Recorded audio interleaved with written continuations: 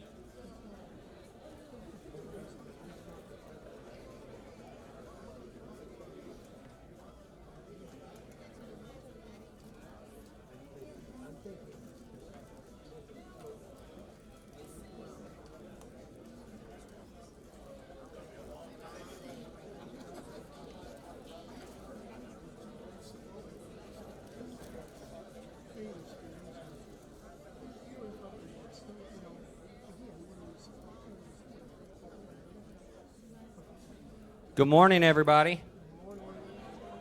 Welcome to the second annual OIT Technology and Innovation Summit. See, I already messed up. I got it out of the way. Oh, innovation and technology. There we go. All right. Well, without further ado, I'd like to introduce UT Dallas's CIO, Frank Fegans. Welcome to our second summit. Second, I hope many, many to come. Before I go through some of the welcome logistics, I'd like to introduce you to Dr. Hobson Wildenthal. He's an executive vice president here at UT Dallas. He's been here since we were a sleepy graduate commuter institution to a tier 1 research institution that we have today. And he kicked this off last year as well. Dr. Wildenthal? Thanks, Frank. So maybe the phrase is backed by popular demand. And by the way, Brian, a good adjustment. It ought to be innovations in technology, not innovations and technology. Glad you got that corrected. Any rate, last year, the first, it was a big success, really big success. I think even beyond a day off work and donuts, actually learned a lot. So, and I'm happy to be back. Maybe I'll just keep coming back and it'll keep being a great success. But anyway, welcome. I think everybody's excited to once again get together and share ideas. So whoever I turn it back to next, Frank again, congratulations, and let's have a great day.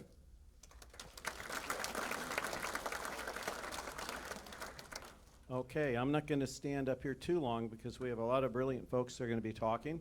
We have speakers from our faculty. We have speakers from higher ed institutions outside of UT Dallas. We have a number of industry experts. I think the biggest challenge is going to say which one of the 4 sessions do I go to once we get to the breakouts. And we've got a great keynote speaker. So a few little things I want to talk about. First, I want to thank our platinum sponsors. I'm going to ask them to stand up or wave or sing or something for each one. We got Dell EMC. Yep, it's one company now. We've got EST Group. We've got Summus Industries. And we have Adobe. We've also got 3 gold sponsors. We actually had to limit the number of sponsors, which is a nice problem to have. So we'll probably need more next year. So the gold sponsors, AT&T, Cisco,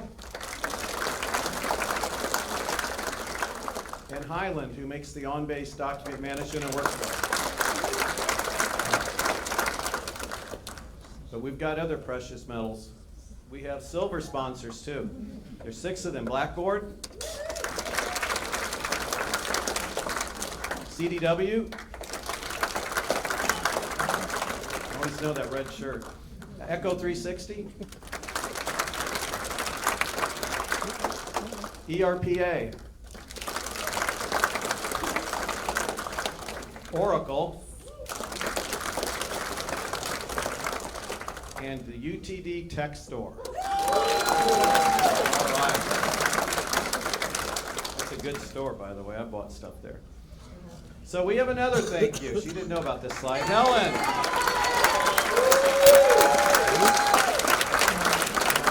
I got to tell you, she's been tireless at setting these things up. So this is 2 down, about, like I said, 20 or 30 to go for, I think. Anyway, thank you, Helen. So before we get totally rolling here, if you haven't downloaded the mobile app, I encourage you to do it. It's the same one that we used last year with a lot of updates. It's very popular. People keep asking for it to do things with it. So, but anyway, we have the App Store one and we have the Google one, of course, if you're a Googleite. I'm an Appleite. So, okay, let's talk about the schedule today. We're gonna have a morning keynote next. I'm bringing up Letitia to introduce our keynote speaker. We've got the panel discussion, which you can probably guess is going to be right here. And Brian, our CTO, is going to moderate that. Then we're going to go to the breaks, the breakout sections, et cetera, et cetera. At the end of the day, we've got a network happy hour. And you can thank the sponsors for providing the stuff at the network happy hour while you're there as well. So one final thing before I bring Letitia, if you see people wearing this bluish, tealish colored shirt, we're here to help. You can ask us for help. We're the folks that have been more intimately involved with running the different sessions and all that. So feel free to stop by and ask any of us if you have any questions. So without further ado, Letitia. Thank you, Frank. So I have the honor of introducing someone who is a friend of mine. He and I have worked together now. Wow, Mike, I think it's at least super long. We won't go there. Yeah, 4 years, 3 years. Mike is CEO of an organization called SBI World, but he's more than that. He's going to talk about an anywhere leader, but he actually oozes leadership. He is very understanding. He's a mentor to me and to many of the people that you would talk to in his organization. He's president right now, in addition to being CEO of SBI World, which is a very busy company developing bleeding edge, cutting edge e-learning solutions for companies like Walmart and Dillard's, JCPenney's. He is also president of the Association of Talent Development chapter here in Dallas. And he came into that organization and wanted to make a change. He wanted us to grow, and I tell you, we have, through his leadership and his giving us tasks and telling us to get started. And so I'm really honored that I was able to convince Mike to come and be our keynote speaker. So I'd like to introduce you to my friend, Mike Thompson.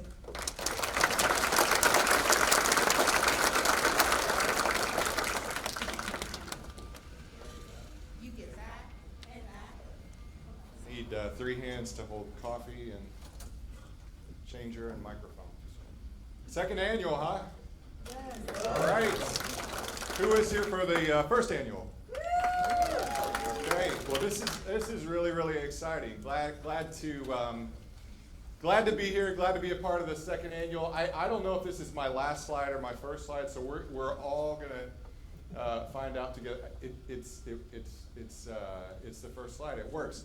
Hey, what's the title of this topic? Anybody know what we titled it?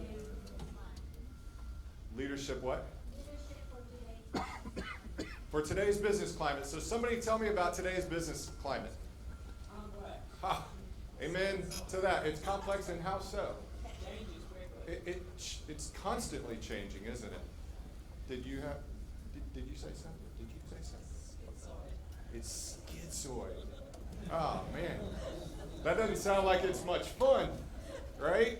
What else? So complex, it's schizoid. I'm going to use that word because that's great. I've never heard it before.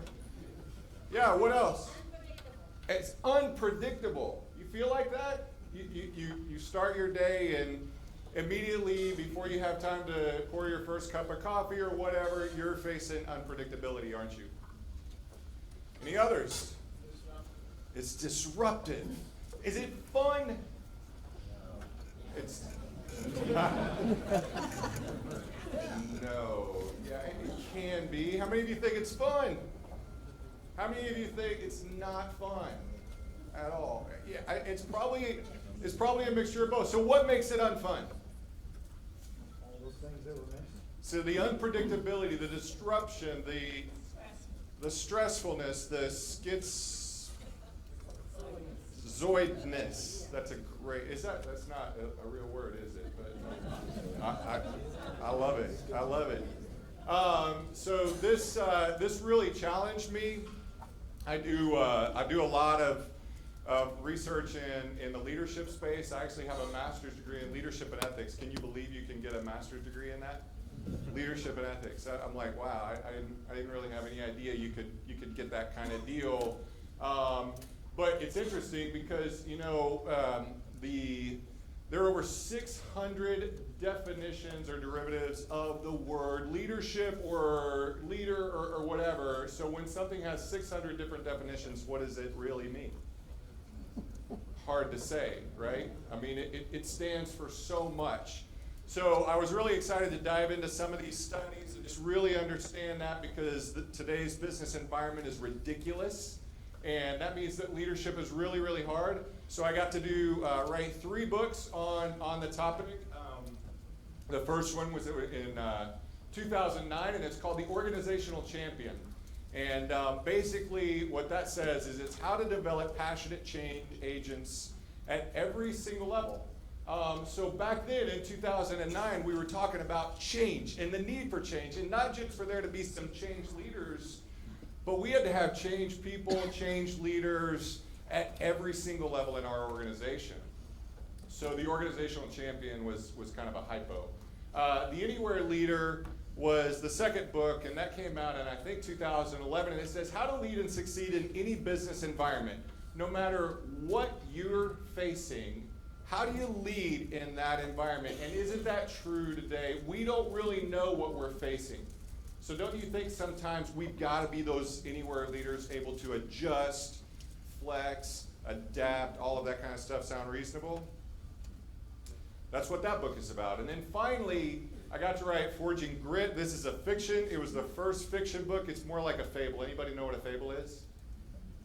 Yeah, okay. So it's got some things to learn from it, but it's not true. It's kind of based on true stories and true experiences. So I believe Helen, where's Helen? She walked out as soon as I started, didn't she? Letitia, she walked out. She walked out as soon as I started. I'm gonna have to talk to them afterwards. I think these books are in the library. So I'm gonna be at happy hour later tonight. You know, I kind of said I'd love to do the opening kind of thing, and then can I also attend happy hour? And they said, yeah, that's fine. So if you want to make it to the library or the bookstore or whatever, these three are in there, and I'll be happy to sign them at happy hour today, if you'd like. So let me ask you this question. What do organizations want most from their leaders? There she is, Letitia. Thanks for showing up. What do organizations want most from their leaders? Leadership. You can't use the same word in the same question. I heard something over here. What was it over here? Direction. Okay, they want direction. Transparency. We love leaders who are transparent, don't we? We absolutely love them. Yeah. Passion. Yeah. I mean, it's hard to be a leader without having that influence, right? And we know with influence, that goes hand in hand with passion. Great listening, communication. It's funny that those two were just said together. Great listening, great communication. Yeah. Integrity, results. And we could go on and on and on and on and on, couldn't we? It's not easy. I mean, it stands for a lot. And it almost is like you have to be this superhero character in order to be able to do it well. But here's what we found out. One of our customers is Walmart, and we had other customers that were kind of asking us the same thing. And they say, gosh, you know what? Business is crazy out there. It's uncertain. It's unpredictable. Things change. They change constantly. Here's what we need. We don't need necessarily the specialists who climb the vertical career ladder anymore. We need those people who can move from one piece of our business to an extreme challenge area at the drop of a pen. As soon as something happens, we need to be able to grab somebody who's really good and really talented and be able to transport them to a challenge area. And so we saw this idea about instead of people going vertical and becoming experts in one particular area, they had to be really good and really skilled working across multiple different kind of challenges and areas. Have you seen that kind of shift a little bit in business today? Kind of? I mean, it's good to have a specialty, but it's really good to be able to move and adjust. Because here's the deal. One day, you may find yourself managing a $50 million budget in a tired and mature brand. And then the next day, you may be put on a problem that is kind of an upstart, and your budget got slashed to $5 million. And by the way, you used to have 30 people on your team, and now you have 5. And guess what? The 30 people that you had on your team before, they were kind of part of this greater generation and maybe even baby boomer, and now you got a bunch of millennials that you're having to work with. And it's kind of like, what? It's foreign to me. That's so foreign to me. I've never experienced that before. But that's what people are looking for today. So transportable leaders who can take on uncertainty. Heard that word? Heard that word? Yeah, uncertainty. And that's what we're dealing with today. Somebody said unpredictability. Disruption, we talked about that. And here's my favorite part.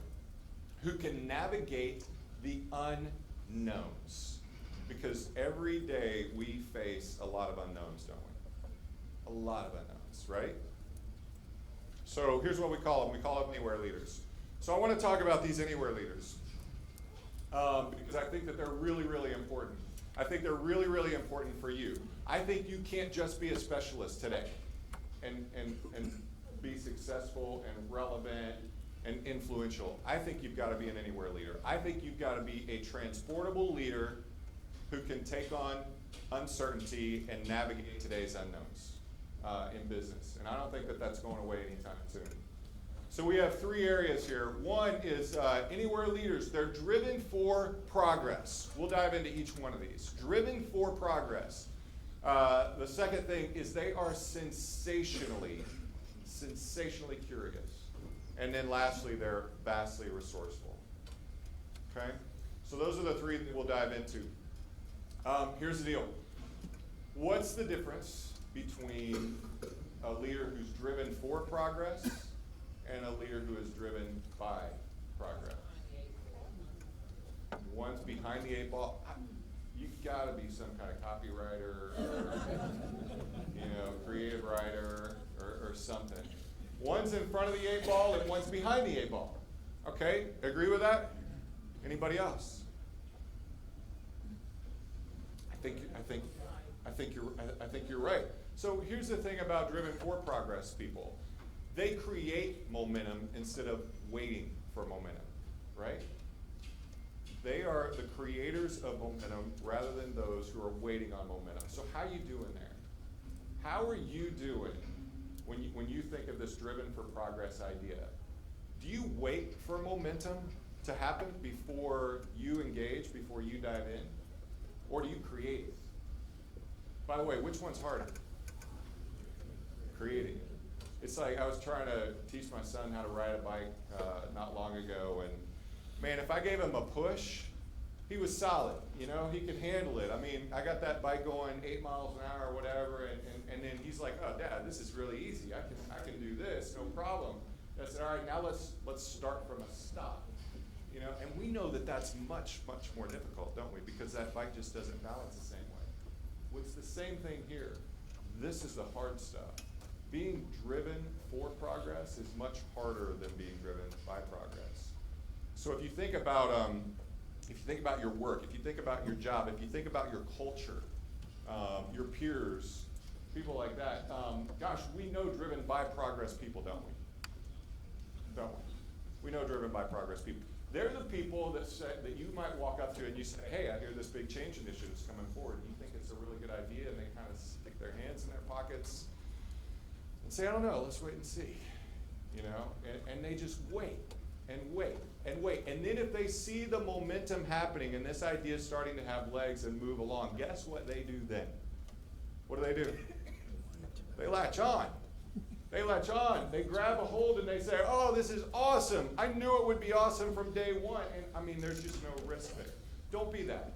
Don't be the driven by progress leader. Be the driven for progress leader. That's what anywhere leaders do. They do the hard stuff. They do the heavy lifting stuff. They're championing an idea before the idea even has legs. How you doing there? How you doing in that one? Think about that one. All right, so there are three things to being a driven for progress people. First of all, it's really, really important that you're discerning. What does discerning mean? That sounds like a pretty big word. It's judgment, right? Discerning is having good judgment. So it's this idea about making good decisions. It's really important if you're going to be a driven for progress leader and you're going to be creating that momentum, that you make good decisions. How many of you are familiar with this idea called the West Point prayer? You ever heard of the West Point prayer? You know West Point, right? So West Point cadets, every West Point cadet has to learn this prayer. And it says, God, help me make the harder right decisions rather than the easier wrong decisions. That's pretty good. That's pretty good, because how often do we make the easier wrong decisions instead of the harder right decisions? That's discernment. So anywhere leaders who are driven for progress, they make the harder right decisions. I'm going to tell you a quick story. I got to visit Nepal several years ago, actually after the Anywhere Leader book.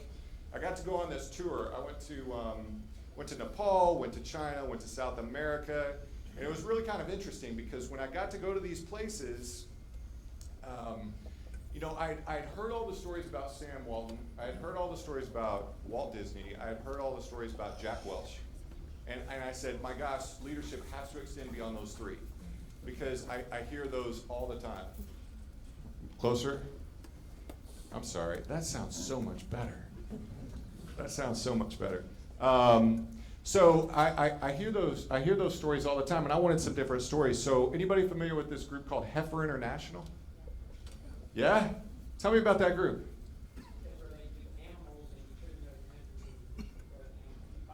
Right. Yeah, so I mean, it's a great, great organization located in Little Rock, Arkansas, and basically that's exactly right. What you can do is you can buy like a male and a female goat, or a male and a female pig, or a male and a female chicken, or whatever, and you can ship these animals to these different communities that are really, really struggling. Maybe there's some severe abuse, maybe there's no infrastructure, things like that. And what they'll do is they'll teach these communities how to farm, and it'll really transform their communities, and it'll bring infrastructure and economic value and transformation of those communities, and it's a really, really powerful thing. So Heifer sent me. I got to go on deep into these communities, and so one of these communities I got to spend a lot of time in the Himalayas in Nepal. 3 weeks. 3 weeks in the Himalayas in Nepal is really, really rough. It's not, I don't know what I ate, but it wasn't, I was anxious for cheeseburgers. I know that when I got back. But anyway, I went to Nepal. Now here's the interesting thing about Nepal. Anybody here from Nepal? Yeah? Okay, great. So there was the Maoists. Remember the Maoists, right? Back in, when was the Civil War? 2000 and? So, it ended around 2010, 11. 10 and 11? Yeah. Okay, so this guy right here, he's the secretary of the Maoists. And that's me. And that's my interpreter. And I think he's nervous. He's just smiling very nervously. And this guy does not like me. And there's a reason that he doesn't like me. Because if you know anything about the Maoists are, they want Nepal to be a communist country. And so back in 2010, 2011, Nepal went through kind of the civil war, and they became a democracy. This guy wasn't happy, but in order to get some stories and things like that, and just dive into the leadership studies and all that, I wanted to meet with this guy. He wouldn't meet with me in public because I was a Westerner, and he didn't like Westerners. So he met with me in private, and he had 6 bodyguards, and it was just me and my little friend right here. And so I was really, really nervous. But I decided, you know what, you only get this opportunity every now and then, so I'm going to go ahead and ask some of the questions. How were you, because this guy, the secretary of the Maoists, who wanted a communist Nepal, was actually in support of Heifer International being in Nepal, bringing aid up into these communities that had no infrastructure, that were abusive communities in the Himalayas. And I said, how can you be okay with that? How can you be okay with a Western nonprofit organization coming into your country and bringing this kind of aid when you're not for the West at all?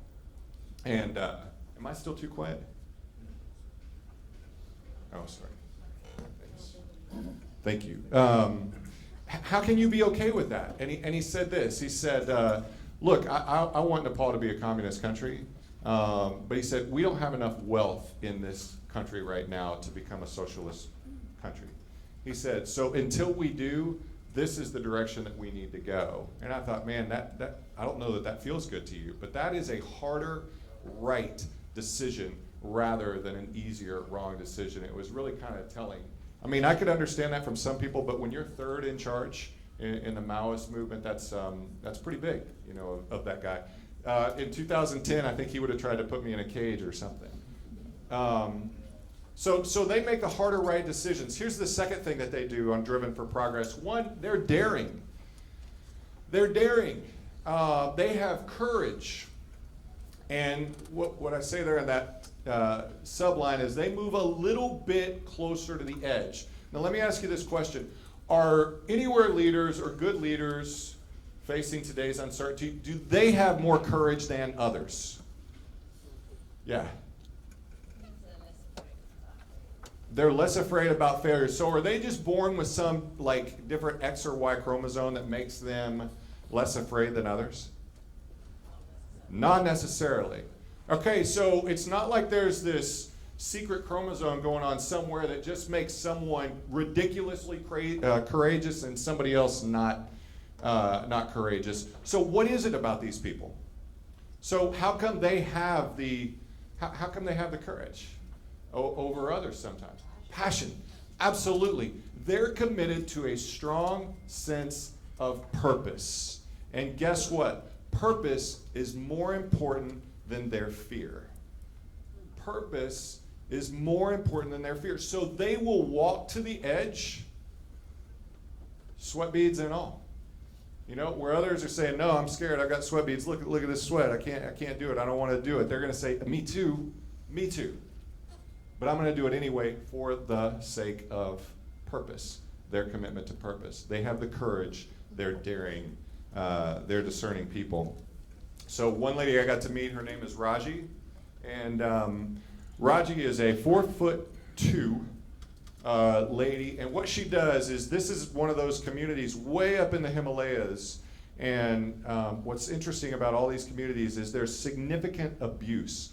The women go through such extreme abuse in these communities. They have no infrastructure. It's extreme poverty that they face. But this lady right here in the middle in the red dress, what she does is her community was transformed because of Heifer International, because there was daring people that invested in her.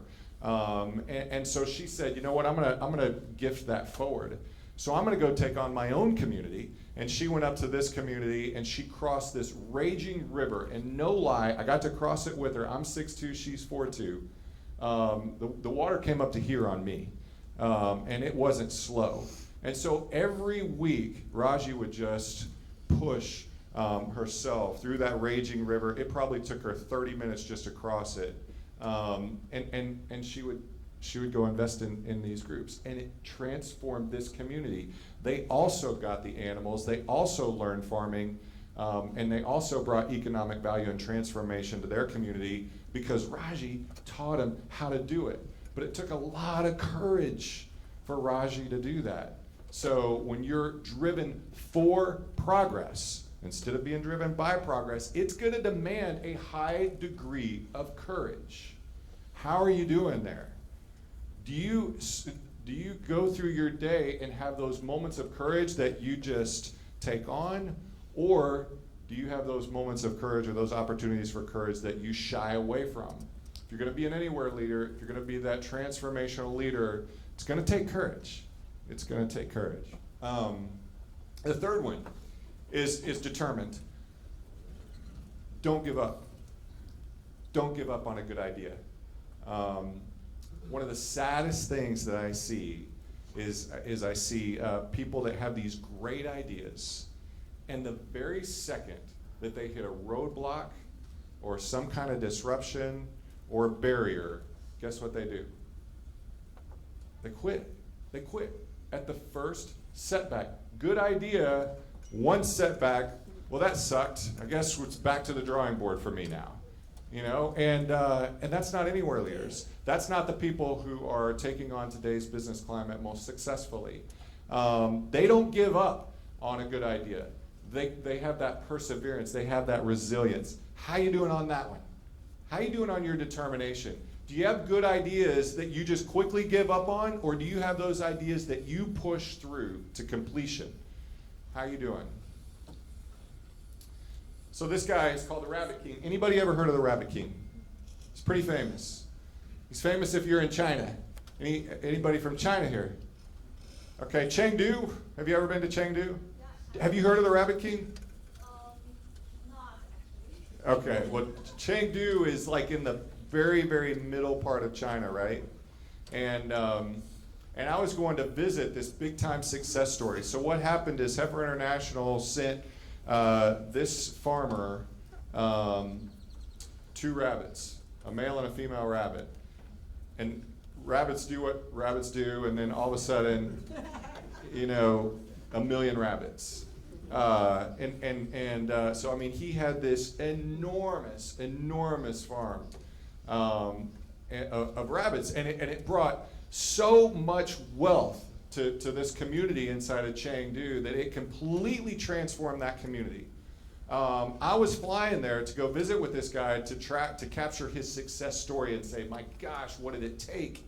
And guess what? 3 days before I arrived, it was monsoon season, a flood hit, and it wiped out.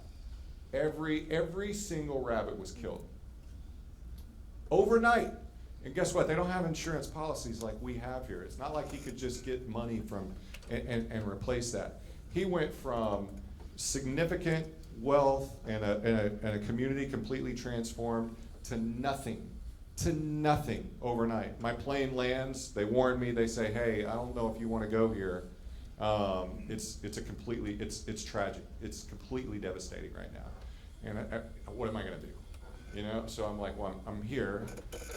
So we go visit him, and he and I just start to walk this area, and I mean, it's horrific. The floods just destroyed everything, and you just see these rabbit cages all over, and dead rabbits in these rabbit cages, and I'm walking with him. I'm looking at him. I'm like, how are you even dealing with this right now? And he just walks past, and he just picks up this stick and throws it to the side. He picks up this piece of trash and throws it off. He picks up this cage with a dead rabbit and puts it over here, and he just starts cleaning up. And it's kind of like, what are you doing? What are you doing? And he's like, the only thing that I know how to do. I just got to get started. I just got to pick up one thing at a time. I'm like, this is overwhelming. And he goes, I know, I'm not even going to think about it. I'm just going to get to work. And I'm going to have that determination. Guess what? That was just 3 years ago. Back up to where he was. Right back up to where he was. He had that determination. That was a huge blow, a significant setback. But he didn't give up. And that community is now back to where it was. Really, really cool story. All right, so that's Driven for Progress. Sensationally curious. So here's the deal about Driven for Progress. 1, you remember the 3? Discerning. Okay. Discerning. Make good decisions. What's the second one? Daring. Yeah, have the courage to see things through. And then finally, determination. Don't give up on a good idea. All right, second thing is sensationally curious. Here's the thing about curiosity. Can you increase it? You can? How do you increase your curiosity? Oh, yeah. You can be curious about everything. You can ask questions, but what gives you that? I mean, what if I'm just a guy who doesn't like to ask questions? I mean, aren't you and I a little bit different that way? I mean, you were kind of born with that DNA. You like to ask questions. You're a curious person, not me. You don't have to ask. It's right there. Yeah, I mean, you can increase your curiosity, and one of the ways that you increase your curiosity is you ask questions. Sure. I'm going to give you some thoughts here. Here's the deal. You learn more by sailing the 7 seas than you do just by, what did I say? You do more than you learn. I said this quote. Isn't that horrible? You learn more by sailing the 7 seas than you do just by reading about them. So what does that even mean? Why would that increase your curiosity? You dive in, and what do you get when you dive in? You get experience, and you get wet, and you get cold, and all of that kind of other stuff. And then when you get wet and cold and dive in, what does that do to your curiosity? You want more. You have more. You have more knowledge up here. You have more to apply. So here's the thing about curiosity. This is a database, isn't it? This is a database. If I was born into a dark room, and my mom shut the closet door and she said, never come out, how far would my curiosity go in life? It would go nowhere. But if I got out and I did lots of stuff and lots of different crazy stuff and I experienced many, many things and I did, then what would happen to this database up here? It would be filled. It would be filled. So how's your database? Are you pretty rote in your life? Do you kind of do the mechanics every single day, or do you get a little bit wild? Do you get a little bit crazy? And do you kind of make sure that those wild and crazy experiences are adding to that database in your head? Because it's really, really important. I'm telling you this, the most extraordinary people, they do lots of different stuff. I don't know what I did. Okay, there we go. So here's the deal. Get reflective. Get reflective. Build your database in your head. Okay? And the way that you build a database in your own head is you do lots of stuff, lots of different stuff. I love to sail.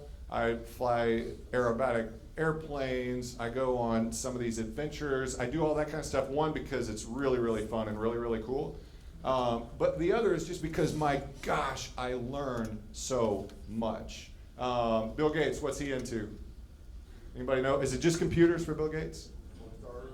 What's that? Sports cars. Sports cars, bridge, music, biology, linguistics. I mean, you look at Bill Gates, and he's into everything. Who's into pigs? There's some famous person that's into pigs. Anybody know? Who is it? Somebody's into pigs. I don't know who it is. I thought it was somebody at Apple. But get reflective. Get reflective. Build this database, and the way that you build the database is you do more stuff. You do lots of different stuff. So if your life is boring, get it unboring. Start to do some stuff. Find hobbies. Find things that push you. Find things that take you out of your comfort zone. That's what Anywhere leaders do. That's what transportable leaders do. And it's no excuse to say, I don't have time, I'm so busy. Forget it. You can't be stuck there. Get reflective. That's your own database. Get receptive. So if reflective is my own database, what's receptive mean? It's everybody else's. So I've got my database, and I've got a lot of stuff going up in there, and it's full of experiences that I can recall and reflect on, but it's just me.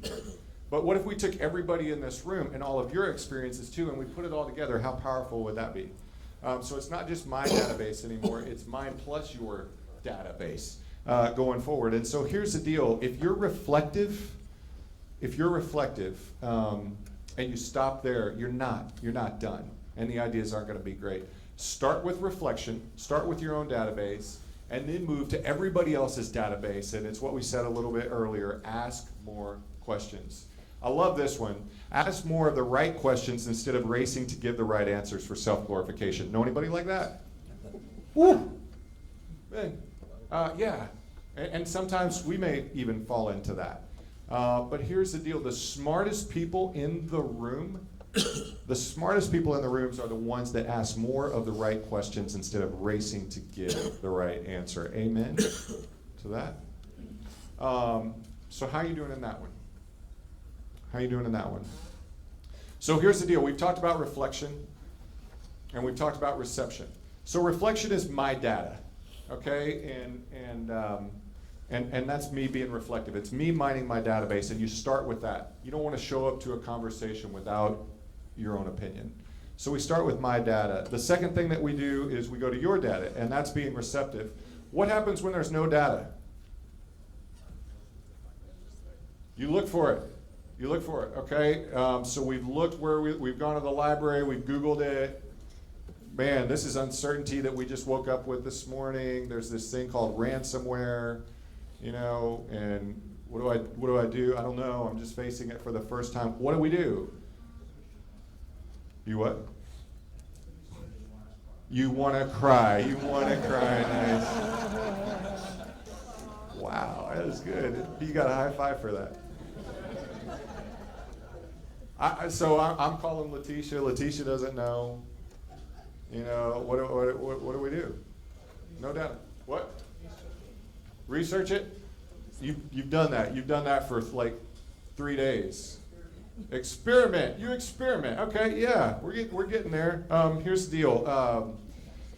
when I was, after leaving Chengdu during monsoon season, since it was monsoon season, my plane was delayed by 6 hours. And I was so ready for a cheeseburger because I had eaten, you know, I don't know what it was, but I was ready for a cheeseburger, and I'm like, okay, if my flight is 4 hours delayed, I can still connect in Beijing and still get back home tonight. If it's more than 4 hours delayed, I'm screwed. So I'm sitting there in the airport, and sure enough, I'm watching, and the plane is 6 hours delayed.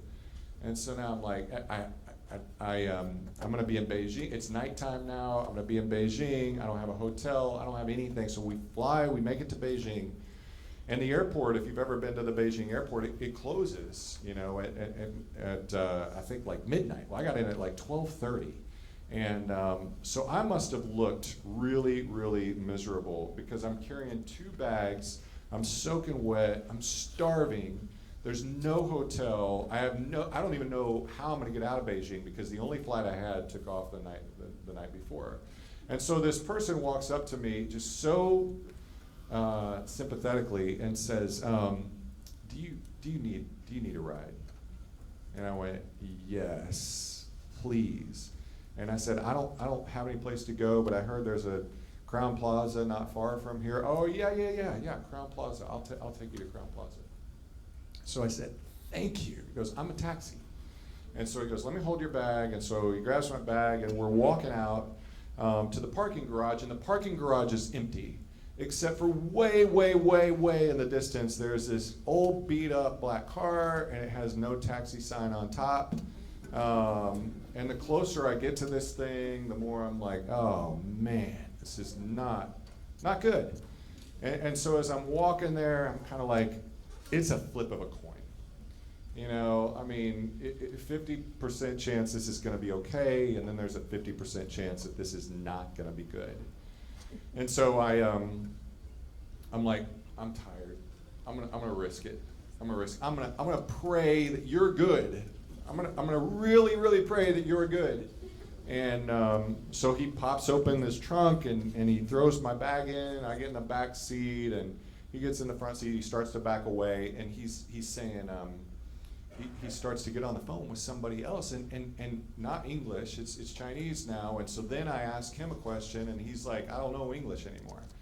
No English anymore. And so I'm like, oh man, this is that 50% just kind of became 25%, you know, chance that this is going to be good at best. So anyway, we're driving, and I'm looking around, and I'm trying to look for signs for Crown Plaza, and then we're getting out into the area where there are no more city lights, and I'm looking out behind me, and I'm like, the city lights are back that way. We've been driving for 15 minutes. I'm kind of surprised we haven't gotten to the destination yet, and so I'm like, Crown Plaza, right? Crown Plaza. I mean, I'm starting to get a little bit desperate here, and he's not talking to me at all, and I'm like, all right, it's not good, and it's pouring down rain, and so we drive another 10 minutes, and now he turns left into a dirt road, and I knew that this was not good. And so at this point, you know, I'm like, I'm going through my database. And I'm like, okay, I've been here. No, I've never been here before. I have no idea what to draw on at this point. And so then I'm like, what? I can't phone a friend. I have zero signal.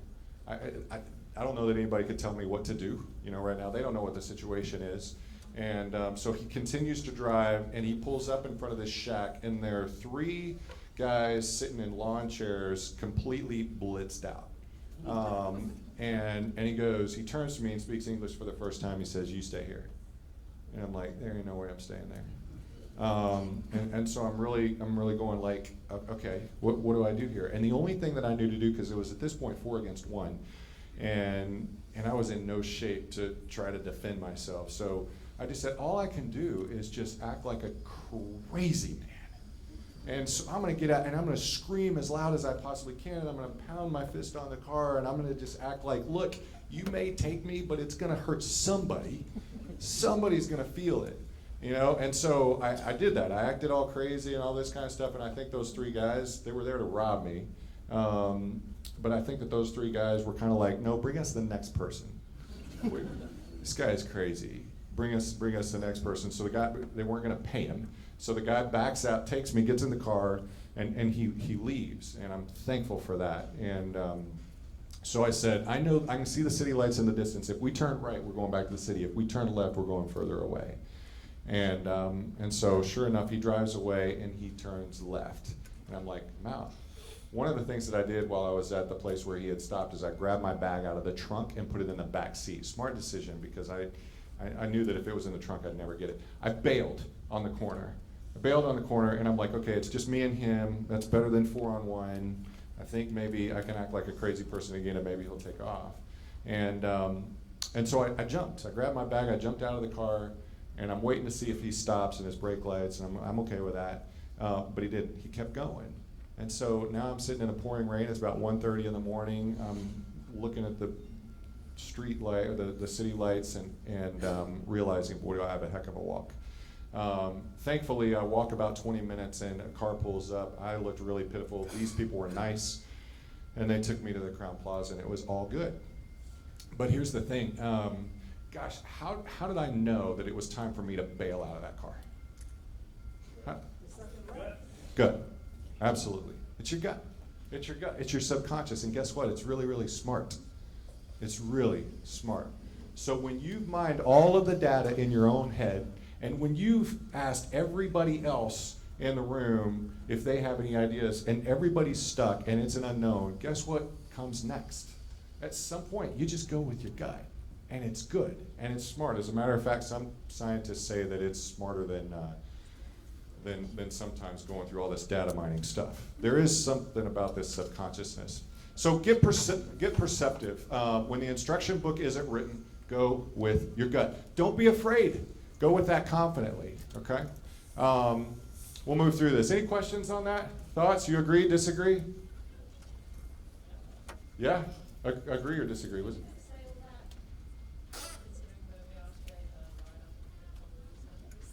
Right up at the top, go with your gut.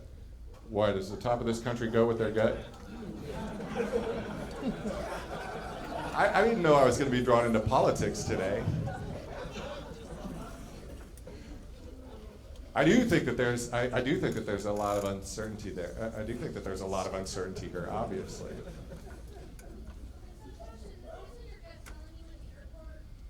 Yes. Yeah. Oh gosh, yes.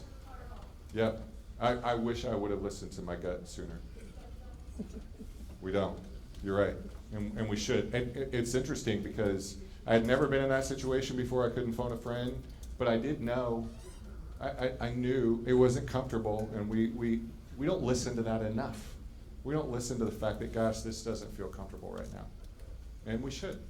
We should. Sometimes we can be so egotistical there, though, that we say, I'm going to be reflective. I don't know this. I'm not worried about anybody else. I'm just going to go with my gut here. I'm not going to listen to you guys. And that's not good. I think that there's a process here. Start here. Go there. If I don't have the answer here and you don't have the answer there, then I go with my gut. All right, so the last one is vastly resourceful. How many of you are familiar with the sitcom MacGyver? Yeah. What? And the new one? And he's out again. He's out again. And if you're not familiar with MacGyver, you probably heard of MacGruber. Saturday Night Live, right? So what's the deal about MacGyver? What could he do? Everything. He could do anything with a rubber band and paper clips. Anything. He was extremely resourceful. Diffuse any kind of bomb or whatever with that. So here's the thing about people who are highly resourceful. They're imaginative, okay? They don't look at time to dream as wasted time. They don't look at the creative process as a wasted process. You know, they're not these people that think, wow, if I'm kind of concepting or thinking about the creative process or imagining or dreaming or whatever, I better get to my task list right now because this feels like it's wasted time. That's not the Anywhere leader. That's not people who are successfully taking on today's challenges. Here's what they do. They get imaginative. They find a place and a time to dream up stuff. It's valuable and productive time. We have to do it when we're facing uncertainty, when we're facing disruption, when we're facing constant change. We've got to spend time in that creative process. We've got to look at creative time as productive time. How are you doing on that one? Hope you're doing good. And if you're not, invest more time into that. Get inclusive. Here's the thing about this. We talked about it a little bit. There's my idea, and my idea is pretty good. It's a little thin, kind of white line, but then if I add your idea to it, that gets a little bit thicker, and when we combine my idea with your idea, guess what? We get the big idea. We get the big idea. So get inclusive. Finally, get inventive. Here's the thing. Don't be a dreamer. Put actions behind your dreams. When you think about innovation, in technology, we said it was innovation in technology and technology. You can't just get stuck in the dreaming part of it. You have to get to work behind it. The most extraordinary people are those people who dedicate valuable time to dreaming, but then they also have the ability to back it up and implement. And it isn't always easy, but the most extraordinary people do. They're putting actions behind it. I do have several people that I've come in contact through my career, and it's like, hey, Mike, I have this incredible idea. You're gonna love it. You're gonna love it. It's this, and it's this, and this is how it works, and this is gonna be great. I gave it to you. Hey, good luck with that. Good luck with that. Hey, call me, tell me how it goes. And it's like, no. You're not gonna drop that in my lap and ask me to implement it. It requires the implementation. Innovation doesn't just require the big idea, it also requires the ability to execute and implement that idea. So don't just be a dreamer, put actions behind your ideas. Okay, so that's the Anywhere Leader. That's what it does. Just for a quick recap, we've got Driven for Progress, right? Discerning, Daring, and Determined, right? We've got Curiosity. What are the ones for being curious? What's that? Reflective, Receptive, and Perceptive. Yeah, and then finally we've got vastly resourceful. So is that relevant? Okay. Is it relevant? How you doing in it? How you doing in those three categories? Pretty good? Okay. All right, and I think I'm supposed to stop. So thank you very much. We don't have time for Q&A, or we do have time for Q&A? We're done. We're Okay. at time limit. All right. Yeah. Hey, thank you so much for having me. I really appreciate the opportunity to share this stuff with you.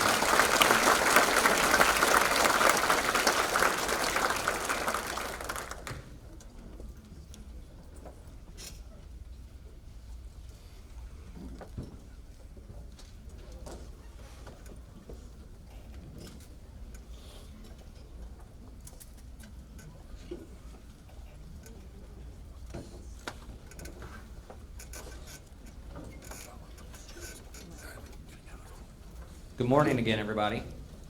Thank you, Mike. I'd like to introduce our panelists and have them come on down. So I'll start with Rama Duwarha. He is currently the Associate Vice Chancellor and CIO for UNT System. Thank you for joining us today.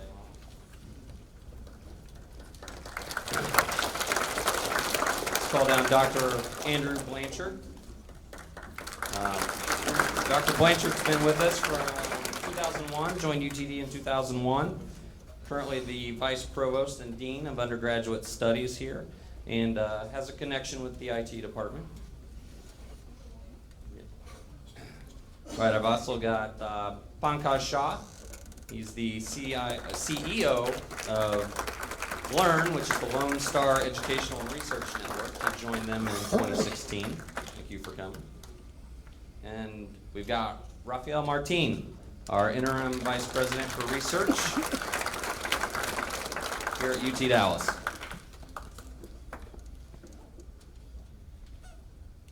So welcome, guys. Thank you for joining me. There's a lot we could talk about today, so I boiled it down a little bit. Kind of took a look at what was going on, what were some of the trends in technology and innovation today, and there were some reoccurring themes. So we've already talked about one in the last session, security. I think that's probably on everybody's mind after this past weekend. Maybe a little event we all heard of, something about WannaCry. You pointed that out, Rama. So I also want to spend a little bit of time talking about funding, staffing, and this buzzword we hear all the time, big data. So why don't we start with security? You know, with the ever-increasing threat that we each face every day, how does this impact innovation? Does it impact it in a positive way? Or is it a barrier to innovation? How can we turn that into that next big idea?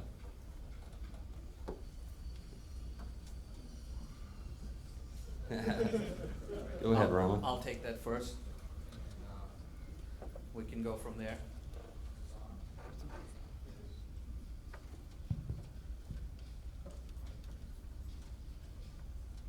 So on the security front, I think, let's take higher ed. The biggest challenge is you want to remain open, accessible, but at the same time you want to secure everything you have.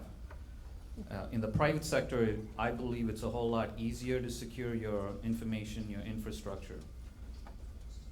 But when you get down to the fundamentals of innovation, if you want to stay with the theme of this, to innovate, you have to remain open. And I want to tell you, you ain't building a wall around it. So the best way to approach it, I think, is in a tiered way with frameworks. Many frameworks already exist today. You can take them.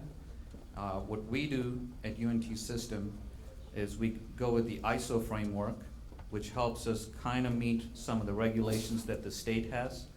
Other than, I think, if you want to take healthcare, higher ed is probably one of the most regulated if you're in public sector. So addressing security from that standpoint of mitigating risk and meeting compliance is one we have to do. There are no options there. When you're innovating, you cut out the security aspect of it, and you isolate it, and you move it to an area where you can have more of an open environment to do it. So we take a tiered approach pretty much to manage security. Can I just speak from a user perspective? Can you read back there? Good. First of all, I want to be blind. I don't want to see it. It's got to be in the background. It's got to be doing its job. It's got to be visible to me as a user community, and that's where you need to innovate. I think, from my perspective, if you wait for it to get used, then we're taking the wrong approach. There's got to be a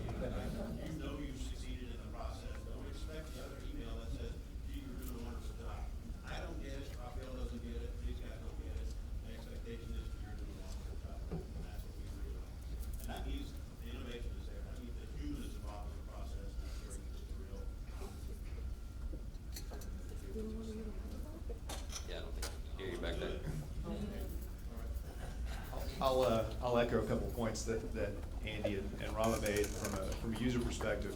So it's definitely true that we're facing more regulation around information security, data security. They're increasing. Part of federal awards now are data management plans that you have to have in place. And frankly, most faculty are not equipped to deal with those regulations on their own. They look to information technology professionals and the support organizations within our institutions to provide those solutions to them. So when we talk about innovation in this perspective, to Andy's point, we have to provide our faculty with solutions that have those considerations baked in.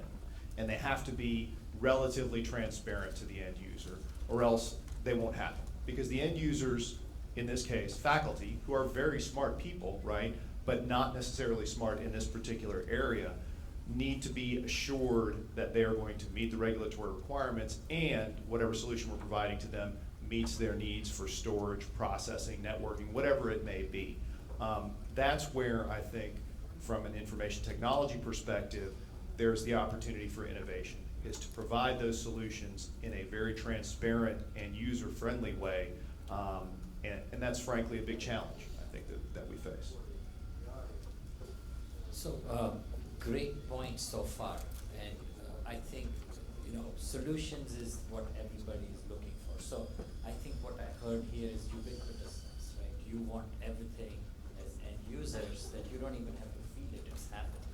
And I think that's the challenge we have as providers of transport, compute, whatever else we need to do, and content providers. So proactive and reactive. I mean, what's happening in the last 72 hours is all reactive around the world, right?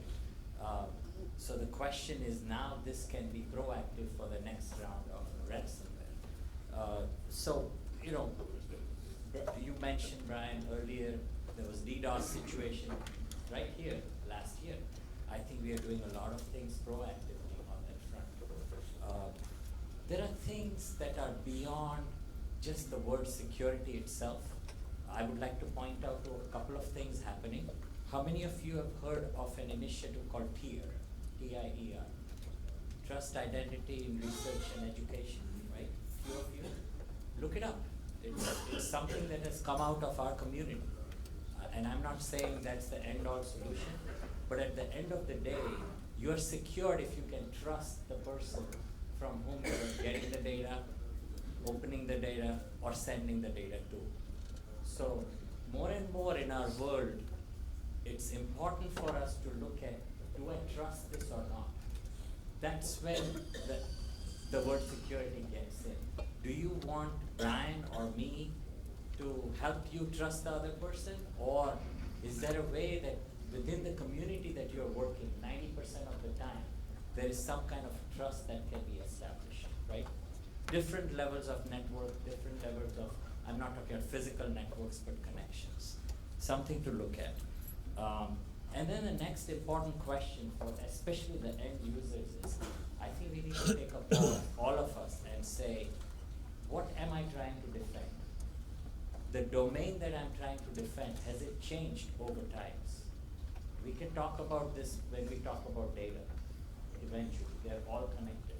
But I think that question must go through our minds. Am I trying to defend something that's already out in the public domain?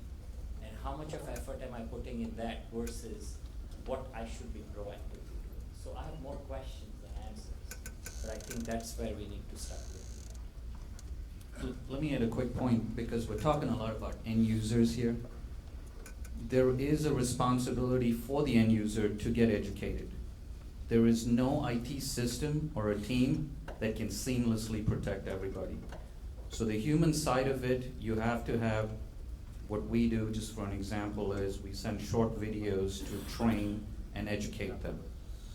Do the faculty want to watch it? Most of the time, no, because what their approach is, I come to work, I teach, I go home and grade papers and do what I need to do. But that transformation from the way we used to do things to the new world is, it is my responsibility to learn more how to secure my information and the information I put out, because you're generating so much content today that it's up for grabs. There are nation states that are trying to steal your information, get at whatever you have. Intellectual property is the #1 in nation states in terms of what they want from you. So there is no one in a system that's going to be able to protect you if you're outside of the system working on behalf of your company, your university, or your research entity. So I think it falls on the individual to a great extent. I also believe if you want to take security seriously, you have to start coaching and training and then continuously improve upon that, because no one's standing still based on the information that was released 2 days ago. Patches were released for that last month by Microsoft. Why did it happen? Because we have bad practices. When an update shows up, people decide, I'll get to it, or I won't do it today. So if the end user is educated to the point that the consequence of not doing that is greater than doing it, then that's when I think you're going to see some change happen. Yeah, I can add to it. And so security, can be, if you really break it down, today's times when we talk about centralization and decentralization, see, innovation happens in a decentralized environment, much more. That's how I feel about it. And so this is that balancing act that we have to have the innovation happen. And innovation is happening more on the edges, right? The Googles, the Apples, the Facebooks, those are all edge innovations. If we try to centralize those kinds of things, it may happen, but it'll be slow, which means there is more work to be done. So endpoint security, I think what Rama is mentioning is there's a lot happening when you develop the apps or when you're putting the content out there. How can you encrypt it yourself? Don't rely on transport or other pieces to be doing. If that piece helps you add an additional layer of security, good for us. But I think end-to-end security and end pieces is something that's the future, and that needs to be done at your desktop or wherever. Dr. Blanchard, you mentioned an example about security and the cost of it, so I think we'll use that as a transition into our next topic, which is sustainable funding. If anybody's been reading the newspaper lately, the Texas legislature is in session, and we're not hearing good things, particularly in the way of how that's going to impact the university's budget. Technology is expensive. We've got to continue to invest in it to innovate. So how do we deal with these pressures? Nationwide there is this movement to lower the cost of education. At the same time, we're seeing less and less state revenue come in. How do we balance these forces and turn it into a positive? So, yeah. And perhaps that's where the innovation in this organization could actually come. But it had nothing to do with technology. It's there, you know it, you're speaking on it, you accept it, don't accept it, it's gonna impact you the way you. That's not where it happens.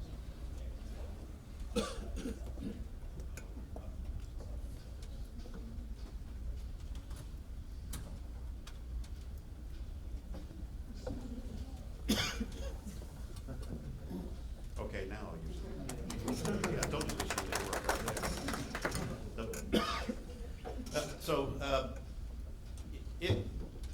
Perhaps the best innovation that this organization is to throw the model away.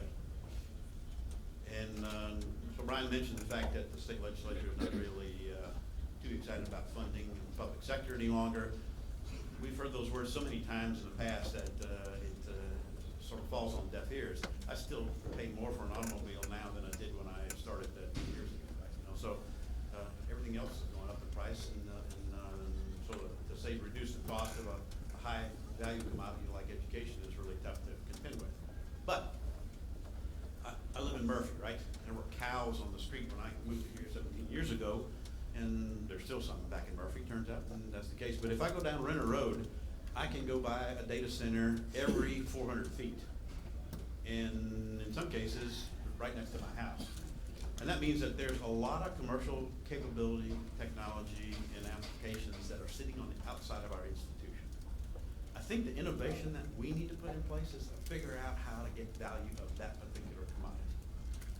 I use a terrible word, but we've already gone through it as a part of the process of the telecommunications industry. You don't care which phone you buy right now. In fact, you don't even care which quality of service you get, because it's all about the same.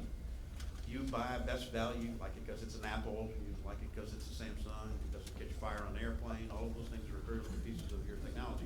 But you buy it because it's a hammer, and you need to have it work, and you need to be able to use it. And from our perspective, there are lots of commodities on the outside that we might be able to innovate in terms of bringing into our environment. And the reason that you want to do that is not to make it cheaper. You want to make it cost effective, you want to make it high quality, you want 4 nines of reliability in the process. All of those things really help you understand what's going on. And then, here's where the innovation occurs. You go back into your organization and figure out what things need to be enhanced, used, deployed, where we need to sort of innovate in terms of the services that we provide. And all of a sudden, you as an academic institution look much, much different than perhaps some of the other sister institutions that we put in hand. I think there's an opportunity there. Some people might say, yeah, I've gone through PeopleSoft. You haven't gone through like I have. The point of fact is it's a painful activity, but we're now at a point now where PeopleSoft is blind to most people, except maybe you. Because you're sitting there fixing everything, putting it in place, listening to us complain that we can't open a particular application and get the value and the data that we want out of it. That's where I think we can actually concentrate and put the innovation that you have in your minds and your behavior and your skill sets and your experience to good use for the institution. And also, after a while, you don't worry about the fact that somebody else is providing security for you. They take care of that business. And now you're trying to make sure that all the apps that you're working on really have innovation and be good for the institution overall. That's a bias. It comes from a non-technologist perspective, right? I am double A, but on the mic, so that's not right.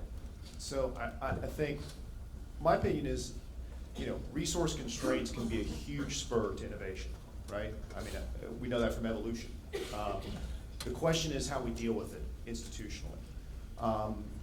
The concern that I have from an institutional perspective is that a lot of times when we deal with environments where we become more resource constrained, where our budgets aren't as big, where there's actual cutbacks, the tendency is, especially for service organizations, to say, okay, well, the solution to that is I still have to provide the service, so I'm just gonna start charging my customers. There's gonna be some sort of chargeback mechanism for that. Well, that's okay for your organization, for that particular organization, but from an institutional perspective, you're not really solving the resource constraint problem. And I think what we need to do is be more proactive, as Andy was saying, in finding creative, innovative solutions to the services that need to be provided with the resources that we have. And we all know that, there's an opportunity here. We all know that there's waste in our organizations, right? Resource constraints can help us focus on where that waste is occurring and eliminate it and provide our services more efficiently. I'm not saying that chargeback mechanisms don't have their place. They do, right? You want to avoid the tragedy of the commons, overconsumption of a free resource. But those should only be put in place where you know that that situation is going to occur. And it should only be put in place at a level that it controls the demand for that service so that you're not over-consuming something. But what needs to happen at a fairly high level in the institution is to say, okay, here are the critical resources, the critical services that need to be provided to our faculty, to our staff, to our students. How are we going to continue to provide those with fewer resources? What are some alternative ways that we can provide those? And that's where the innovation comes in. So let me address the situation that you're seeing in the newspaper and highly publicized in terms of higher ed costs too much and there's all this debt. Have you heard the number 1.4 trillion? That's the student loan debt. How many of you heard that? Yep. Do you know what that amounts to when you break it down to all the students who've attended and in that time period? It's $21,000. So you can make numbers do what you want and kind of frame the picture and say what you want to. But I will tell you, $21,000 investment, if you break that down into 1.4 trillion, it's vastly superior to what you're gonna get out of it. So still going to college is a good investment, despite the cost. That aside, the state's currently looking at either a 4% cut this year and a 6% next year, so combined on a 2-year budget, it's 10%. If you look at the 10% and say, well, how do we solve that? At a time when they want to restrict you from increasing tuition fees.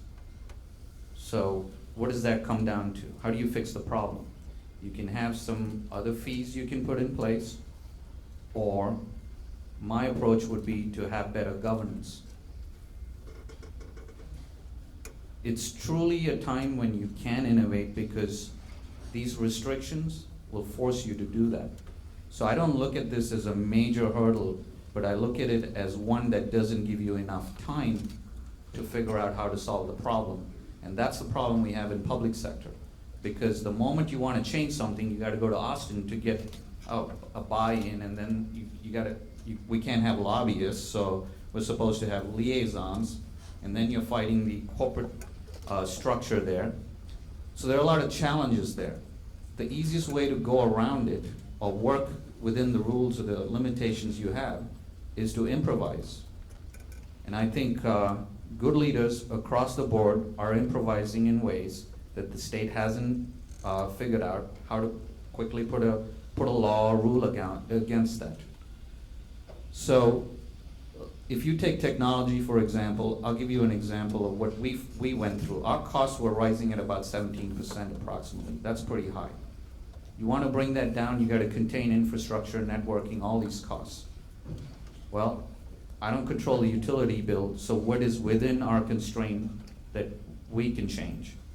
Converged infrastructure is a simple example of how we saved about 33% in our ongoing costs. So that's one way to innovate. So you need to break the services you have and truly understand your costs. One way to understand the cost is to understand what the activity really costs. A service that is provided as an email, people might say, well, decrease the cost of an email and then you'll save some money. It's not that simple because you have the networking fee, you got the storage for it, you got all those things that go with that to provide a service. So this is true of any service you provide. Until you understand the activities that are in there, you cannot decrease cost. But decreasing cost alone is not going to give you the innovative solutions you're looking for. So the value proposition is, what do your end users want out of it? I think to understand that, you got to go out and not just do surveys. You got to understand the business that they're in, and then formulate solutions based on that that can comprehensively address more than one service, which can contain cost. So in a roundabout way, what I'm trying to say is, yeah, it's a challenging time, but if you look at nationally, Texas and California are the two major states. There's a lot of high school graduates coming out, so there's a potential source of revenue for you still coming in. Growth alone is not going to fix the problem because there's only so much you can expand without adding resources. So you need to understand what adding that resource is going to cost you. And to do that, you have to get into some kind of service-based or activity-based costing, so you can provide better services to students and faculty. And if you're in private sector, this is already happening. If Lexmark's making printers, they need to know when the shelves are going to be empty, and supply chain has to be streamlined to get there. They truly understand the detailed costing. That's why they're able to do that. So they face budget shortfalls just like anybody else. And I think collaboration and automation can really help you in those tough times. Sure. Again, great points discussed already. All I can add is, and probably put some words, I think Andy mentioned, we need to ask a question, what's commodity today that wasn't yesterday? Are we clinging on to things that today, as discussed here, private sector or organizations outside of where we are can do better? How can we consolidate and aggregate so that each one of us doesn't do the same thing and the cost goes up a lot more doing that? you know, coming in from outside Texas you know, this problem exists everywhere in all 50 states today. Some of them are even suffering much more than Texas is. But rightly so, every time, you know, we talked about cost allocation, cost breakdowns, we're doing that. You know, even in an organization like Learn, not-for-profit, serving all of you and other institutions. Very important to look at as to what's out there, what's making your organization unique, what value are we creating, something that was happening 10 years ago, if it's not providing value, can somebody else do better for you in that environment? I think that's important. And the reality is that this is not going to go away. We may have a cycle that is good next year as compared to this year, but overall, with innovation, with techniques of things happening, with new devices coming, I mean, who knew, right? 1 or 2 devices, maybe mobile. We were thinking about it in 1999, 2000, maybe, that somebody has a laptop carrying home. And now it's like, last I heard is about 6 devices per student. It's a very different world we are in. And to look at all sorts of ideas, working closely with private sector and not-for-profits, I think is important. And I think aggregation is the piece, which may not sound very innovative, but it does bring value because you can do that much quickly without taking away controls. So in the university purview, aggregation means system aggregates for you. That's probably the most inefficient way of getting things to happen, to be honest with you. And the reason that I think it's innovative is we went to ViWest across the street about a decade ago, I guess, right? And you don't know how much of a fight that was. Why are you giving somebody else control of your data and your environment? Well, first of all, every time Encore goes down, I don't. And that's a critical issue to the institution. In fact, most of the technologists in the room, when's the last time you saw us fall in terms of our IT services on campus, unless it was a program running for ViWest? I mean, it's been years. We used to go down every other month because we're at the tail end of the Encore line, right? Well, It's and our about contractors 60 would drill hertz. through the lines too. We get somebody dig up our lines on campus too with all these buildings going on. It's about 60 hertz and about 120 volts, and that's about. You know, it's a pretty noisy environment for us to be in, and we can't afford to do that. If you're going to consolidate in the private sector. Understand what that benefit in that commodity really looks like, and you're going to get acceptable value for that particular process. I think that's where the innovation is going to be for us. And we got to keep ourselves looking internally, provide the consolidation services when we know that that's a commoditized output that somebody else can. I think where we got the real opportunity for us to work. And it doesn't impact anybody's job, right? You're not going to lose a position because of that. You just get to focus on something that's more important than figuring out how to make sure that you back up your hard disk drive, which I think must be a really dull process to go through. All right, well, let's use that as a transition into staffing. I think that's an important factor these days as well. One of our greatest resources. Also a great expense, right? So what are some of the trends in staffing that you guys are seeing today? What are some of the challenges? How are you seeing technology enter into that area in terms of recruiting and retention? Well, I can speak, I guess, first on this. So, staffing is a huge challenge.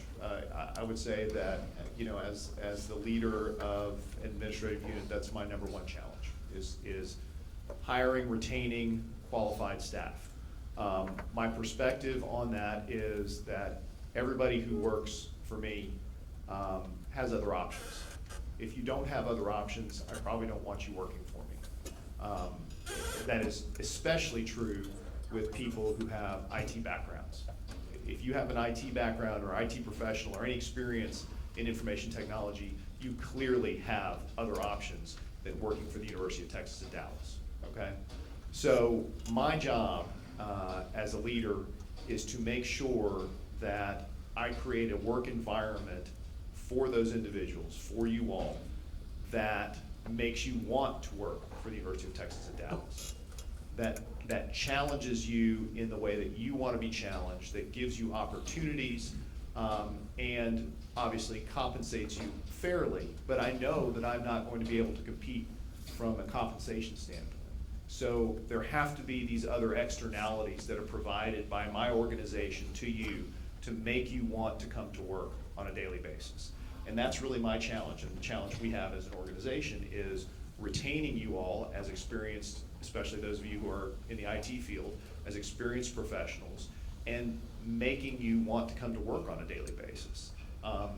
You know, and I wish I had a magic formula for it. I don't. It's a daily kind of, you know, I won't say struggle. It's what I enjoy doing is making a place for my employees to come that they enjoy coming to work.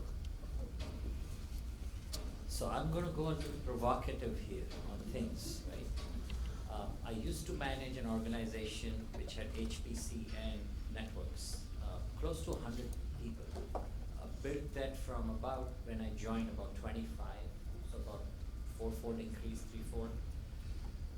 The challenges we faced, and working in a university environment, which it used to be, is lots of policies, procedures. I'll just give you a quick example on an interaction I had with the HR person there 2 years into my job, when the person asked me and said, hey, I got complaints from people that your folks don't come to work at 9, they come whenever they wish to, and you know, others have to be here because they are on help desk. So I scratched my head and I said, that's true, you know, nothing wrong there. Do you know where they work at night or what time? And the answer was, I don't care. They have to be here 9 to 5, and if they don't report to work, then they will have to take a leave or something. Right? Talking about 2007. It took me about 3 months of hard labor and my head on the chopping block, working with VP of Research, who I reported to at that time, to convince this person. And then an event happened. There was an athletic event on campus that generally doesn't happen on Friday afternoon 3. That game generally is Saturday. And we got a notification from Central HR saying everybody can go home at 1 o'clock today because we need the parking lot clear. I told you I'll be provocative. I sent that email to the person and said, interesting, I'm sending people home, so if there is no internet for this event, I hope you understand. And the guy said, you can't do that. The CIO called me and said, is this a threat? I said, no, it's real. Here's what they're asking us to do. Saying, Pankaj, Monday morning, let's have a meeting, we'll clear all this, right? So, the networking folks and the computing folks got a waiver and said, we understand. You know, there will be checks and balances, but the policies sometimes hold us back. That's the #1 thing. Coming in and working at Learn with my colleagues, a smaller organization, virtual, I can tell you it's a very different environment when you can work virtually. I'm not forcing that on UTD or any of the other institutions, but I think we have to be creative and think about, can we provide those kinds of benefits to our staff, where I used to then, after I got that through in my previous job, I said to staff, at least 10% of you should be working from home at any given time. I just said that, go do that, because that gives you flexibility, that lets us understand that in a disaster situation, that all of us can be working from a virtual place, but yet operate. So it became a standard operating procedure for us. And it was great for staff. They felt they're in control of their lives, they're flexible, but yet very productive. Just a few thoughts. I think from Raphael's perspective, certainly the reason that you're here is not the pay, but it's the engagement that you have with a wonderful set of faculty like us, right? If that's all we got to offer, you're going to be in real trouble from a lot of perspectives. The thing that I worry about the most is there's 20,000 families that are going to hit the local region. And when I say local region, within 5 miles of our campus. And I bet you 50% of them are IT based, because it's Toyota corporate headquarters, it's two insurance companies, it's JP Morgan, it's a lot of individual companies that are IT intensive, so competition is significant on the outside. If you can't come to work every day, just as any faculty or staff would come to work every day and see that there's some opportunity for you to be creative, then we're gonna miss it. I think the creative aspect of your job is something that needs to be put in place. So the drudgery of dragging a disk file around all the time and making sure that somebody's protected has gotta be taken out of your day-to-day activities. You've gotta be able to manage that process and be creative about that management, but also concentrate on things as an IT specialist that will do good for the institution. And by the way, between Frank and Brian and all the other leadership within that organization, that's a tough process to go through, but it needs to be done. You need to figure out what that is so that your creativity is going to be an engaging point for you to come and earn such a paltry salary like that. Okay? How many of you here in the room are in IT? Can I see a show of hands? All right. Non-IT would be everybody outside of information technology. Any faculty members here? Great. So we need more faculty attending this next time. By 2020, 50% of the workforce will be millennials. I mean, that's a fact. The Generation X, which has been squeezed between the baby boomers and the millennials, I believe will move into a position in a way that they can really help the millennials come into the workforce. There is a gap today in the way we understand these different generations, and we label them. Oh, they don't work hard, or they don't do this, they don't do that. I have a lot of millennials who work for me, and I can tell you, the group at the top, they're pretty smart compared to the previous generations, and that pool of resources has increased. Don't you find it ironic that we have 7 billion people in the world today and we're talking about we can't keep people? I mean, I find that pretty surprising.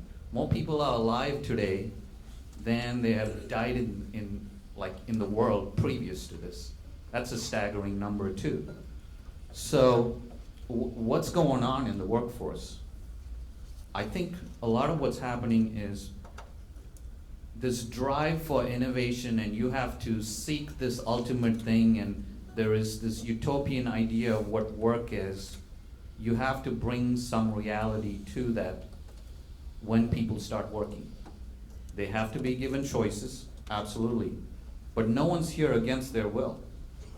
I mean, they're here because they want to do something productive. So in our case, it's based on our mission and our vision. And you're either a fit for that and you align for it, or you don't. And it has nothing to do with where you came from or what you learned, whatever you did. It's about, we recruit based on your life experience. That's the number one thing that I like to stress, because when things are changing, if you have a diverse life experience, you're more likely to adapt and improvise. So the discussion, while it might be centered on technology today, it's a human issue, it's a people issue that we're dealing with. And until we learn to solve that, I think we'll go through these cycles of, we're always constantly looking for talent. We believe in growing our talent. Not every person can go through that process. But we also embrace, and we want people to have different life experiences. So we encourage people, hey, once you've got something, if there's nothing further here, you need to move on. And we see that as a good thing. And many have come back after they've learned. And we call that the boomerang effect. Happens a lot. You know, you go out, you want to make more money, and then you have kids, and you're in your 40s, and you're looking for more stability. It's pretty ironic when everybody talks about the private sector as paying more. That's great when the economy is doing well. When unemployment is high, you can see the resumes coming into higher education drastically increases. So we do have things that we can sell in higher education, and I think you play to your strengths. That's what I believe. The weaknesses of competing on salary and all of that will never meet the median. So it's not something we focus on. It's about the mission, and either you're going to come in and help with that. I look at it, there are 3 verticals when you're hiring. You're either in private sector, nonprofit, or public sector. And there's 3 reasons for all of them to exist. The public sector exists because the nonprofit and the private sector are not able to do that very effectively. And the nonprofits exist because neither the public nor the for-profits want to get into it. And it might be because there's no motive, there's no margin, people don't want it, there are not enough national, public, or state, local support to pay into it in taxes or some form. So if you look at those, I think it'll bring you more clarity in how you can manage your people. We believe in an ownership society. I believe if you own it, you're more likely to take care of it. And if you come to work, and whether you're at the help desk or in networking, your job's drastically going to change due to automation. Sysadmins today, there are fewer of them. Azure, AWS, all the Google Cloud, when things came in, it changed your world. You're no longer sitting there and doing the things you used to do 10 years ago. The same thing is going to happen to networking after software-defined networking matures. So if you're in networking today and you decide that 10 years from now you want your job to look the same, it ain't going to happen. So that cannot be on the faculty, the leadership, or the staff, or the CIO to say, well, we need to have a job for you. That has to be an evolution where you own your job. I mean, you come here, you evolve and learn and find things to do because we're all well-read and you have information at your fingertips today. So there's an ownership on when I talk on the staffing side, it's not an HR issue. I say it's a people issue because you have to bring in the ownership culture to solve this. I really like that piece of it, and you might as well just sort of move this whole summit to a different process now. It has nothing to do with technology. It has everything to do with people. And if you don't get that right, then you're not going to get it right at all. And by the way, I hate the descriptors. Gen X, Gen Y, Gen 47.6. I don't know what that is. Because I guarantee you, when they hit my classroom, they're going to come out a well-educated human being, and against my standards, not theirs. So, well, I don't like to talk to you personally. Well, then you're going to have a tough time getting a grade in this class, because you're going to have to talk to me personally, okay? So what you find is that there is some flexibility, and there is some understanding of what the engagement point needs to be. It's not about that, well, I'm not going to do that. That just won't happen, right? They, if they're intelligent, are going to look at that, figure out what the requirements are, and adjust themselves into that environment, or they'll do something different, and then you won't have to worry about it. There was a story about a group of interns who went to a company and didn't like the dress code. His interns, right? Didn't like the dress code, so he went to the boss and said, look, we really want to get our group together and sort of realign what the dress code might look like, and when we come to work, and wonder if you would accept that. He says, absolutely the case. You can go ahead and do that. So they did it. Came to work one day. There were a set of 12 boxes on the table. He said, here's what we think the dress code needs to be, and here's where we'd like to come to work, etc. And the CEO looked at him and says, outstanding, very good. There's the boxes, put your stuff in it. You just finished the company. So all of a sudden, as an intern, they realize they don't have that control as part of the process, and they need to understand in a safe place that you have to understand the environment that you're in order to succeed. And that's independent of whatever generation you happen to be a part of. And I think from that perspective, Frank as a CIO and Brian as a major leader in this organization have at their hands the ability to sort of shift that process and do good for the entire group, just based upon how you run this company, as well as probably you. By the way, I can get more internet services. Thank you. Thanks for the plug. But I can close in with a silver lining on this cloud of not finding enough help. I think we should even think about what's the core mission of all of us in R&E, to provide workforce for the rest of the country and the world. So if people are going away to private sector and we are having competition, that's good. We've done our job. Think about it that way too. Rama, I think you mentioned 7 billion people. Is that the number you used? 7.2. 7.2, okay. I don't know, and counting. By the minute, I'm sure. Yeah. So that's a lot of data points, right? Those people are generating a lot of data in our daily activities. How are we leveraging that data today to improve our services? And what is this big data buzzword we all hear in the news every day? I think it's quite that. It's just a buzzword. You've been doing big data analysis, I think, for centuries. You just didn't put it that way. See, one of the things you gotta understand is markets have to be created to drive revenue. Different sectors. The big data and analytics movement came as a result of that. And you gotta shift people and bring momentum and move things into a way you can do business differently. So that's what we're experiencing, and we're caught up in, it's a cyclical thing, and the next one will come. So at this point, what do you do about it? Is that what we're trying to figure out, or are we gonna be left behind? I think that we're at a point where we have more information available to us at our fingertips than we ever did before. That means you gotta learn and implement things very differently, because you're no longer doing the traditional research and prototyping and proof of concepts that you did. You can build teams and move faster than ever before. So that gives you a huge advantage by using data analytics and big data and other things. The problem we have is not the access to the data, but really analyzing and making good decisions with the data. And this huge thing about we're going to get into predictive analytics, and on our campus we have this discussion, and I told them, NBA, I think playoffs are going on. Any of you watch Steph Curry? Yep. So he's a great example of how big data would not have allowed him to play basketball.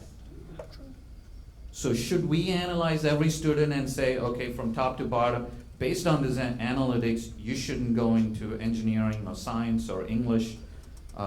If they have a passion for it, there's nothing in big data to analyze that. But a typical advisor, based on the information they have on data analytics, will be guiding them in a different way. So getting back to gut and grit and all the things you heard from the previous speaker, Mike, you got to temper big data, in my view, with the human element and trying to figure out what's best for the student, customer, end user, whoever it is. So to manage all that, you have to have a good framework. Something to analyze, an ingest device because it's an IT workforce here, I'll talk a little bit into that. You have to provide the platform for the end user to consume that in a manner where they can visualize the data and use it. There is so much of it that we can't parse through it currently in terms of how to make good decisions. So we're making decisions faster based on big data, and these bad decisions are complicating things even further. So I think that's the challenge for us, to understand the business, provide them with solutions where they can make better decisions. And there are tools available, SaaS, Hadoop clusters and Cloudera, all these other tools are already available. But the biggest thing we're doing is we're going to build a highway in terms of a virtual one where people can come on and off of it, and middleware is the main thing to focus on to make that successful. So I'll make a confession. I have no idea what big data is, right? I mean, I'm not sure anybody does. But whenever I hear about it, and whenever I hear this discussion of we're going to use big data to solve these problems, to address all these problems that we have, I'm always reminded of something, a story that Dr. Wildenthal, our executive vice president, likes to pull out whenever we start talking about, computers and information technology. He's, which inevitably have issues, and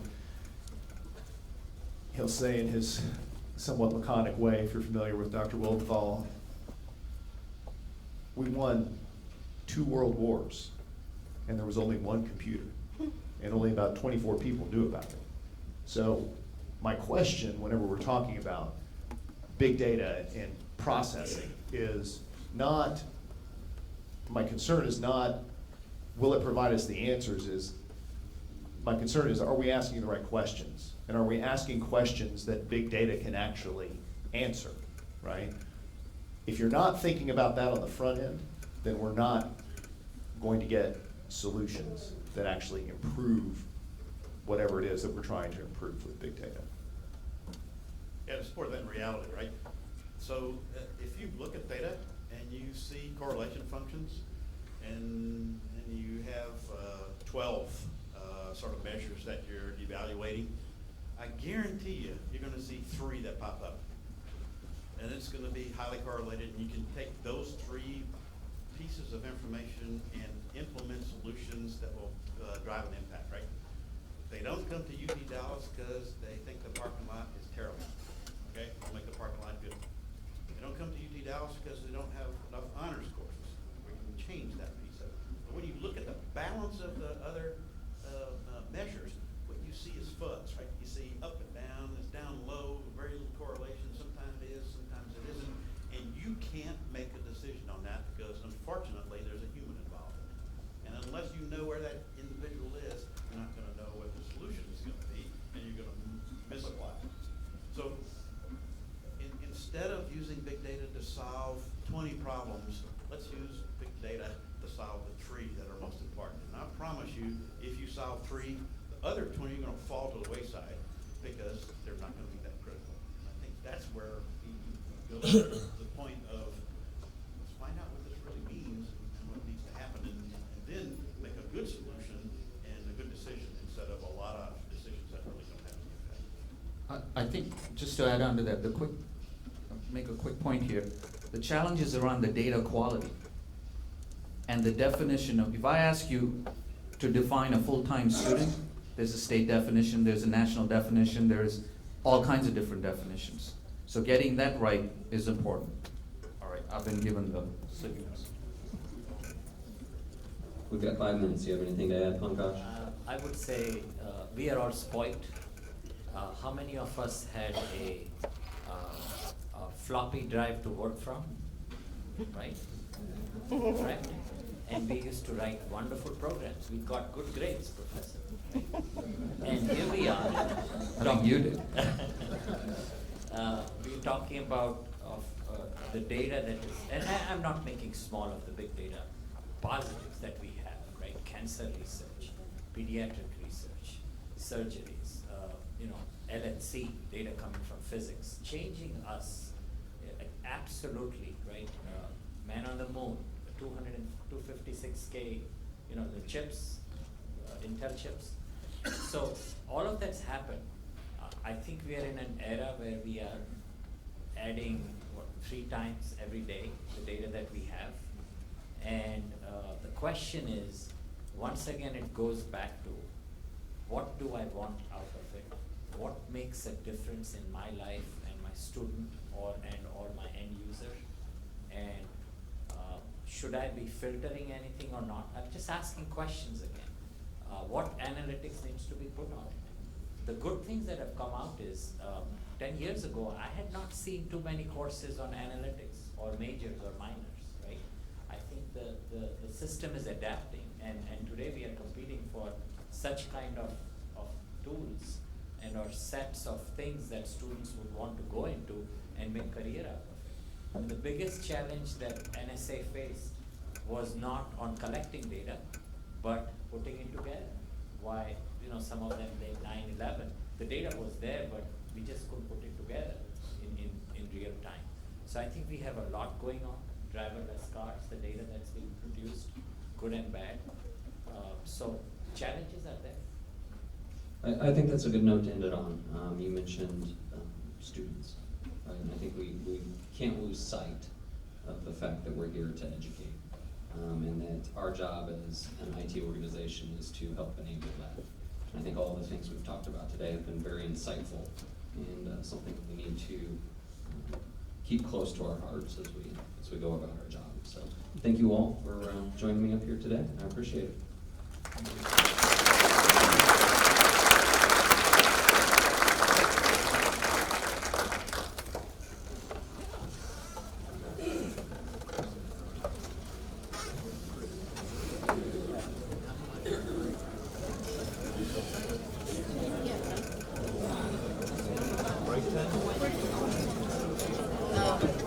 Everyone, we're leaving Hubbardston and we're headed over to ECSS for our next set of sessions that start at 10:45.